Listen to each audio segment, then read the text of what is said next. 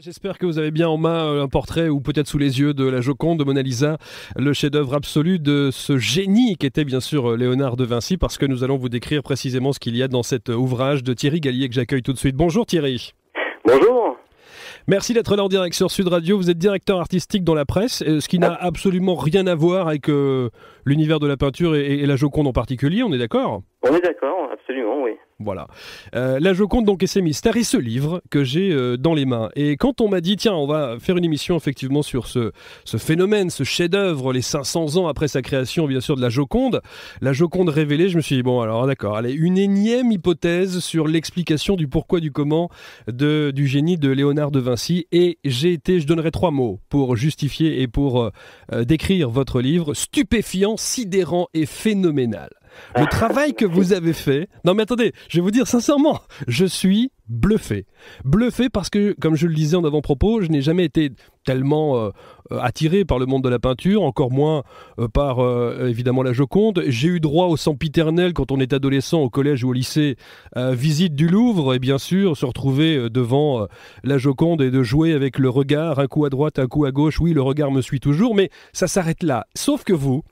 Et il vous est arrivé un truc assez incroyable, parce qu'à l'origine, vous n'êtes pas levé un matin en vous disant, tiens voilà, je vais étudier le tableau et je vais m'y mettre une bonne fois pour toutes parce que je veux avoir ma vérité. Pas du tout. Ah, du tout. En fait, c'était un jeu. J'ai pas non plus de passion particulière pour la Joconde au départ. Et par jeu, en fait, j'ai affiché la Joconde au mur de mon bureau, en me disant que j'allais réfléchir à essayer de trouver le mystère, enfin ce qu'il y avait dans la Joconde depuis 500 ans. Essayer de trouver, en fait, c'est une image en 2 dimensions, hein, c'est une image toujours la même depuis 500 ans, et je me suis dit que comme c'était qu'une seule image, ce serait peut-être pas si compliqué de trouver ce qu'il y avait dans ce sourire et dans cette image d'aussi énigmatique. Et j'ai cherché, et en regardant en fait le paysage de fond, vous avez le paysage derrière Mona Lisa, et la partie droite et la partie gauche du paysage, et le paysage à droite est plus haut que le paysage de gauche. Alors on va rentrer dans le détail dans une seconde, parce que je voudrais quand même, j'espère que tous ceux qui écoutent l'émission ont le portrait justement de Mona Lisa sous les yeux, parce qu'on va essayer de décrire ça au fur et à mesure. Mais avant cela, vous savez qu'il y a quand même des gens qui disent que votre ouvrage va changer un petit peu la vision que l'on avait effectivement de la Joconde, que c'est plus qu'un livre, c'est carrément une thèse. Est-ce que vous êtes conscient de ça ? Oui, conscient, et en même temps, comme je vous disais, je suis pas chercheur ni expert, et j'ai pas de passion pour la Joconde, donc je l'ai regardé d'une façon décomplexée, en fait, juste pour m'amuser, comme un amusement. Donc je me suis pas bloqué avec ce qui était déjà connu sur la Joconde, etc. Même si j'ai lu plein de choses, etc. pour le savoir, mais je me suis pas arrêté à ce qui était déjà écrit. Je l'ai regardé avec un œil pas neuf, mais enfin un œil un peu. Enfin, un œil plutôt vierge, quoi, je dirais. Ouais, c'est ça. Alors, on se met en situation. On est dans votre bureau, en face de vous, il y a le portrait de la Joconde. Et là, évidemment, vous allez vous lancer dans un truc parce qu'il y a quelque chose qui vous attire. Et vous décidez, vous faites un petit geste qui est assez étonnant, je trouve. C'est qu'une fois que vous avez le portrait dans les mains, vous placez votre main, comme ça, sur l'arête du nez de la Joconde et vous divisez en deux, justement, le portrait de la Joconde droite-gauche. Et là, vous faites une première découverte. Voilà, c'est ça, c'est-à-dire que comme le paysage n'est pas raccord et que quand vous regardez le visage, la partie gauche, quand on regarde, pas sa gauche, sa partie droite à elle, mais la partie gauche du visage quand on regarde, la partie gauche du visage est légèrement plus cabossée.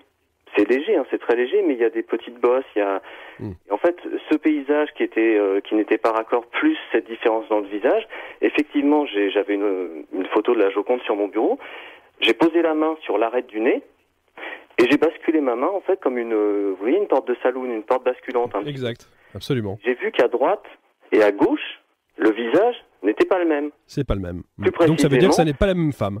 C'est la même personne, c'est Mona Lisa, mais à 2 âges différents, c'est-à-dire qu'entre la partie droite du visage et la partie gauche du visage, il y a à peu près 5 ans d'écart. Non seulement il y a une différence d'âge, mais il y a aussi une différence d'âme, enfin d'état d'esprit. C'est-à-dire qu'à droite, elle est souriante, elle est plutôt sereine. À gauche, c'est un sourire un peu plus triste. Elle est un peu abattue, elle est un peu triste, etc. Et je me suis dit, c'est pas la même. Donc j'ai pris une règle, un cutter, j'ai coupé dans le sens vertical le tableau en 2. Dans le sens vertical, au niveau, vous voyez, il y a une raie au milieu de ses cheveux. Absolument. J'ai coupé le tableau à ce niveau-là en 2. J'ai séparé les 2 parties, et là j'ai vu que c'était pas la même Mona Lisa. C'est-à-dire qu'il y a 5 ans d'écart entre la partie droite et la partie gauche. Voilà, 2 femmes, 2 corps, 2 émotions dans un même corps.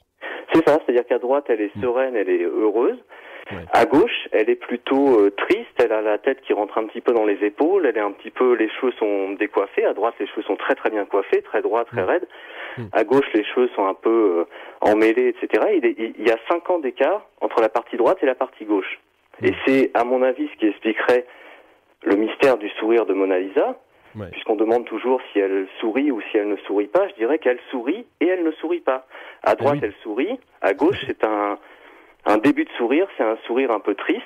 Donc elle sourit, elle ne sourit pas. Et je crois que c'est ça qui crée le trouble dans le sourire de la Joconde.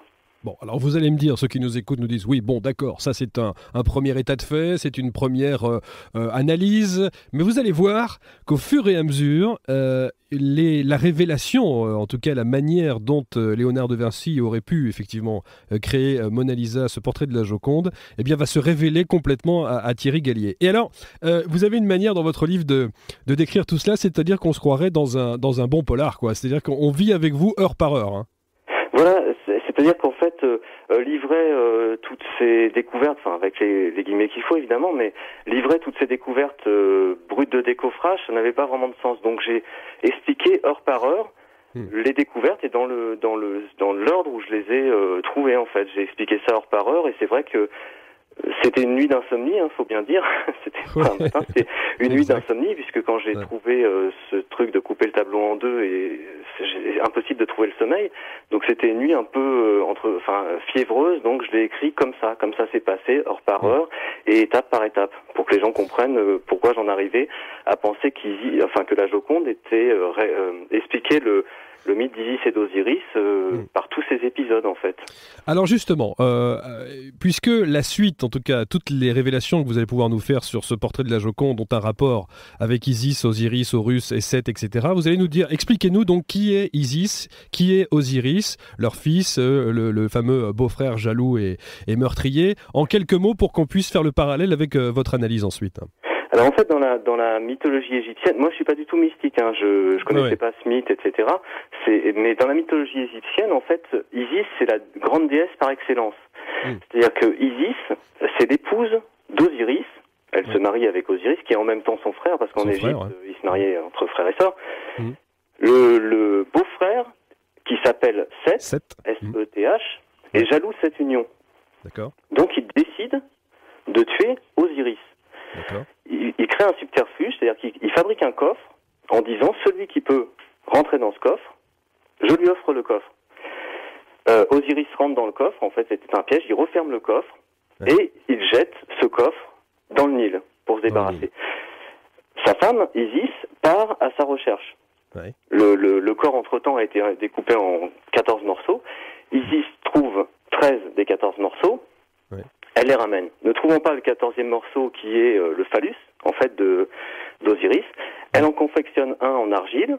Elle s'en sert, enfin, si je puis dire, elle s'en sert, et de cet acte naît leur fils Horus. Horus qui va venger son père qui a été tué en attaquant Seth.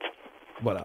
Alors ça c'est pour les grandes lignes. Et vous allez voir que tous ces points communs, tous ces petits détails dont on vient de parler avec Thierry à l'instant, eh bien vous allez le retrouver dans le tableau de Léonard de Vinci de la Joconde. Absolument. Et c'est ça qui est assez incroyable. Alors si vous avez le tableau dans les mains, si vous avez l'image dans les mains, parce que si vous avez le tableau, c'est que vous avez fait un truc pas clair.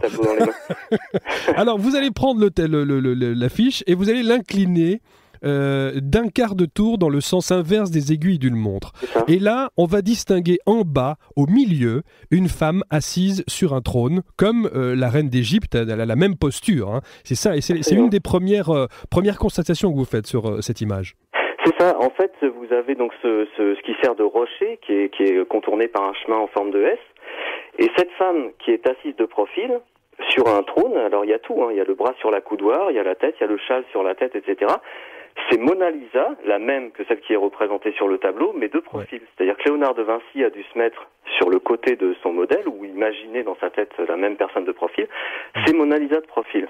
En voyant cette image, j'ai tout de suite pensé, ça c'est Isis.